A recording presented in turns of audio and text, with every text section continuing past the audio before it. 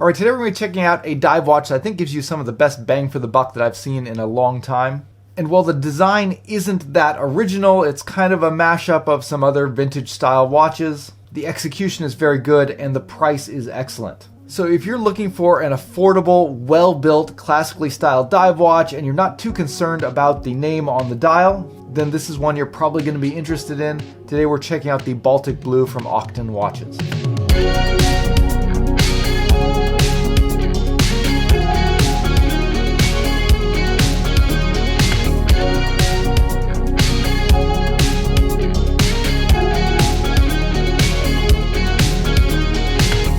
Hey guys, welcome back to Just the Watch. My name's Dave. I live in Japan and I love to collect affordable watches. And on this channel, I get a lot of great comments and recommendations from you guys, and that's actually how Octon got on my radar. A few of you guys recommended that I check them out. You said it was a good value. So when they reached out to me and asked if I would be interested in reviewing one of their pieces, I immediately went up to their site and found the one that I thought was the most interesting to me. And they kindly offered to send the watch over for free, which is why you saw the paid promotions flag at the beginning of this video. However, other than the watch itself, I did not receive any compensation for this review, nor did they have any input into the content of the review.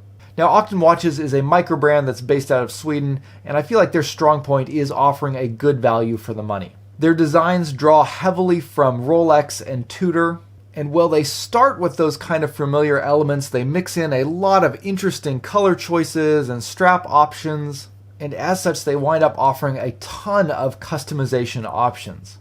In fact, you can actually go on their site and build your own watch, choose the bezel and the handset and the dial that you want, pair it up with a strap, and they'll build it for you and send it out. That does come at a premium. If you want to just buy one of the watches they already have designed and assembled, you're going to save a lot of money, and that's where this Baltic Blue comes in. Another thing that Octon tries to do is give you different options when it comes to the movement inside of the watch. The one that I have is their affordable model, which features the Seiko NH35 inside. However, I've heard that they are going to be offering this model pretty soon with, I think it's a Swiss Solida SW200, I believe is what they're going for. So if you're tired of the Seiko NH35, that's yet one more reason to take a look at them. But with that out of the way, let's jump in and take a look at the specifications and dimensions and the price of this watch.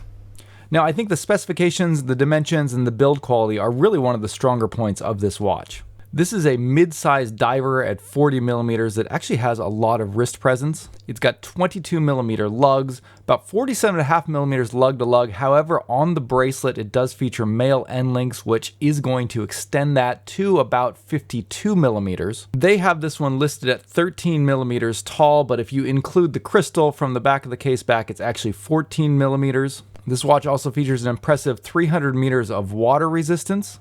And inside you are getting the Seiko NH35 automatic movement.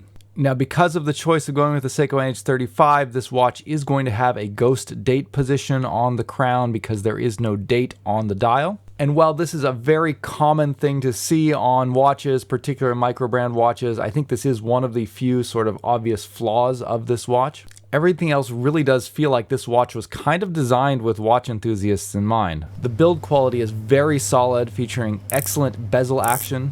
Very solid, very satisfying, very clicky. It's a 120 click unidirectional rotating bezel that is very well aligned. Likewise, the crown operates very smoothly. It's very easy to get a grip on and to screw down and to unscrew and to operate. Finally, another really standout area when it comes to build quality is with the bracelet. This is one of the most solid and most articulating bracelets that I've seen in this price range. It's got kind of like a very beefy presidential look to it. And each link has complete range of motion. It can completely fold over in either direction, which makes it very comfortable and very fluid. On top of that, this bracelet also features screw links rather than push pins, which is another slightly premium feature that you don't often see in this price range, and it makes resizing a lot easier. We'll talk a little bit more in detail about all of the extras that come with it, but one of the things that they give you is a very high quality screwdriver that can be used for resizing the bracelet. So if you don't have the tools for sizing a watch bracelet on your own, you don't have to worry. They include everything that you need to get a perfect fit yourself. This is also made easy by a pretty decent clasp that has 4 micro adjusts. The clasp isn't anything particularly special, but it is very solid and well made with a milled inner portion. Price on all of this is going to run $350, which also gets you a 2-year international warranty. Now with those specs, I feel like this is a pretty strong value for the money, and I think that's probably one of their strongest selling points for these watches. On the design side of things, they are playing it very safe, but that's not to say that these things are boring or badly designed. There's actually a lot of really tasteful elements done, and I think overall this is a really beautiful looking watch. Now the overall design here is heavily inspired by vintage Swiss divers, primarily Tudor and Rolex. The case design with its unguarded crown, the dial layout, the bezel design, all of these elements take a lot of influence from the Tudor Black Bay. And while many of Octon's designs take this a step further by including the snowflake hour hand, the Baltic Blue takes it in a different direction, going with kind of a sword-shaped hour hand, making for a handset that's more reminiscent of the Rolex Milsub. So very safe starting point here, but this is definitely a proven design and it does look good. But from this tried and true design foundation, Octon has gone and applied this really beautiful blue and gilt color layout along with a really well implemented textured dial.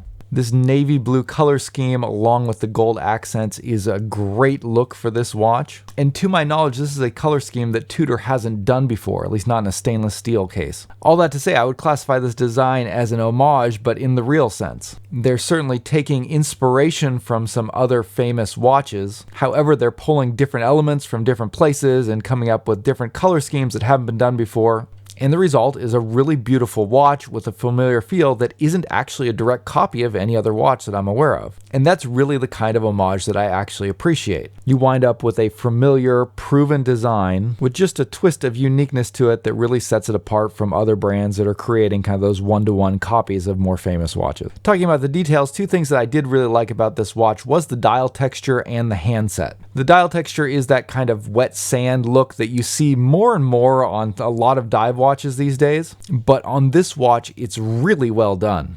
You've got a really dark, beautiful shade of blue with a glossy finish on top of that rough texture. And when you combine that finish with the domed sapphire crystal, which kind of distorts the light as it goes through, you really do kind of get the feeling of looking at wet sand at the beach. And it serves as a great backdrop for the high polished gold handset that sits above it. The colors really complement each other beautifully. Blue and gold is just such a classic combination, and Octon has really implemented it very tastefully with their choice of hues. Everything's a little bit restrained, muted, and understated, so rather than coming across as kind of glitzy and cheesy, you have something that's just very tasteful and classy looking. It gives just the right amount of flair to what is otherwise a very straightforward tool watch. Overall finishing on everything on the watch is good, but not exceptional. It's pretty much exactly the level of finishing you would expect for this price point. The applied markers in particular came across as a little bit underwhelming. They are very clean and crisp, however, they also are very shallow. The gold bases underneath the Lume fill on the markers almost look like they're just painted on. Finally, while the bezel insert is only aluminum, I think that's the perfect choice for this style of watch. It really enhances the vintage look of this watch, and I think in this case it actually looks a lot better than ceramic would. It's got just a beautiful shade of blue and, again, just a perfect shade of gold to match it. Finishing on the case is simple but tasteful. The case is fully brushed with the exception of one beveled polished edge going across the top of the lugs. So all in all, while they didn't break a lot of new ground with the design, they did put together a beautiful watch with a level of finishing that, while not particularly impressive, I also didn't have any complaints at all about. Now Lume here, they've gone with kind of that Fotina or old radium style Lume in keeping with the vintage looks. And this does look great in the daylight with that kind of warmer color to the Lume. However, that vintage style Lume does tend to take a hit when it comes to longevity and brightness in the dark. But even still, it was a very usable level of Lume, and I think pretty bright for this style of Lume paint. But let's get a little bit of a comparison going here. From left to right, the first two watches both feature this kind of vintage old radium style Lume. This is Lume that has been kind of diluted with a pigment to give it a more aesthetic look in the daylight. Whereas the third watch, the Orange Komatsu, pretty much just gives you the full strength Lume, which in the daylight is kind of a yellowish off-white that a lot of people don't really like that much. but in the dark gives off a very powerful glow. And you can see that very easily here in this comparison. The Baltic Blue gets a score of 3 on my J-score, whereas the Orient Komatsu scores a 12. So after an hour, the Komatsu is about 4 times brighter than the Baltic Blue from Octon. And this is really the trade-off that you have to make. Do you want something that's going to look really great in the daylight, or do you want something that's going to glow very brightly? And on the Baltic Blue, Octon opted to go with the kind of nicer look in the daylight. Even still, I'd say after about 20 minutes, this is still pretty easily visible, and even after an hour, while it's going to be very faint, if your eyes are adjusted, you should still be able to pick out the time. I've seen watches that use this kind of old radium style lume perform a lot worse than this, and this performance is about the best you could hope for in this price range with the lume formulation that they've chosen. One final thing that did kind of impress me with this watch was the accessories that they provided with it. You know, I think the watch itself is pretty well priced at $350, but then they threw in a lot of great extras, so I want to take a look at those too. Now, before we jump in and take a look at that, quick reminder to check out my website at justthewatch.com. You can pick up t-shirts like this, as well as some other cool watch-related things, and occasionally watches as well. So head over there, pick something up, and help support the channel. All right, let's take a look at the extras and accessories that came included with this watch. There are 3 impressive pieces of kit that Octon has included along with this watch. First, you've got a heavy-duty, impact-resistant, watertight travel case, a second strap, which is made out of silicone rubber and can give you a nice alternative to the metal bracelet, and a high-quality screwdriver and push-pin tool for sizing the bracelet.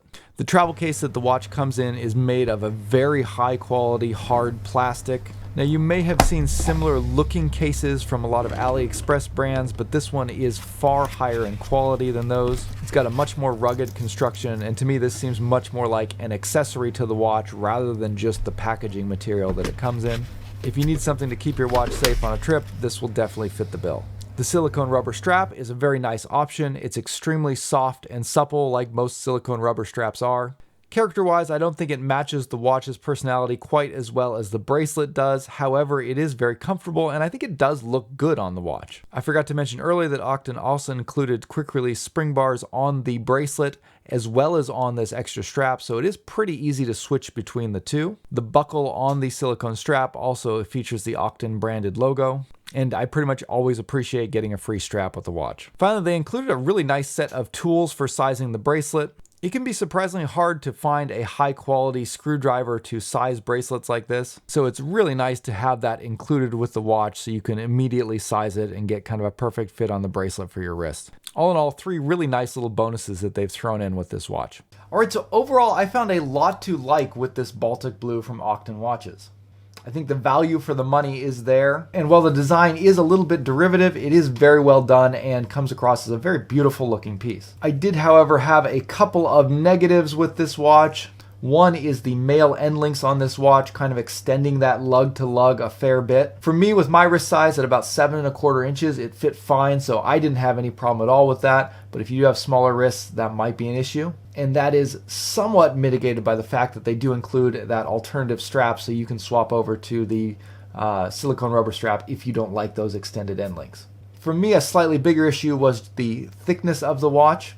It is kind of a heavier watch, and you can definitely feel it on the wrist, especially on that metal bracelet. And finally, while this watch is a no-date watch, the movement inside is the Seiko NH35, which does feature a date complication, which means that you are going to get a ghost date position on the crown when you're setting the time. It's very common to see that in microbrand watches, particularly in this affordable range. It's not a huge deal, but I know it does rub some people the wrong way. Drop me a comment down below, let me know what you guys think of this watch, and if you have any long-term experience with Octon, it's always good to hear that. I usually get to spend a couple of weeks with these watches before dropping the review, but I'm always curious to hear about you guys who have spent a couple of years with these watches, how they performed over the long term. But that's going to wrap it up for today. Thank you guys for watching, and I'll see you next time.